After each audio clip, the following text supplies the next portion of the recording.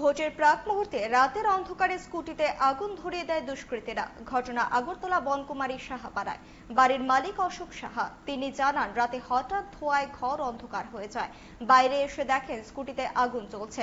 তিনি আগুন নেভাতে গেলেও কাজ হয়নি, চোখের সামনে স্কুটি পুড়ে যায়। অশোক সাহা জানান, কেউ ইচ্ছাকৃতভাবে আগুন লাগিয়েছে, কিন্তু কে বা কারা ঘটনার সাথে জড়িত থাকতে পারে সে সম্পর্কে কারোর নাম বলতে পারেননি। আমি তো রাত্রেবেলা 11টা সাড়ে 11টার সময় বাচ্চা থেকে ঘুরে গিয়ে ঘুমাইছি। ঘুমার পরে মনে হয় না 1:30টা ফোনে দিতে হবে। ওখানে ওই নাতি ঘুমাইছে আমার লাগে। আমি তো বুঝতে পারি না, নাতি রাত করছে বাইরে উঠেছে। তো উঠলাম, আমার ঘুরতেছে দিকে সারা ঘর অন্ধ করে গেছে দুমায়। বাইরে দিতে আগুন আগুন। তো আমি এবার স্কুলে টান্দা ধরে বাইক নিতে আসলাম। এবার আমার পরিবারের আগুন না, তুমি যায় না। তখন আমার মধ্যে আটকা চিল্লিয়েছে, একটা জ্বলানো জ্বলানো। কি তেমন হয় কেমনে আগুনটা লাগতে পারে? আমি এটা আমার সাহেব তো পুরো আসছে, বন্ধ আসছে, সুইচ অফ আসছে। এটা আমার তো মনে এটা লাগাইছে, না লাগাইছে এটা মনে হতে পারে না।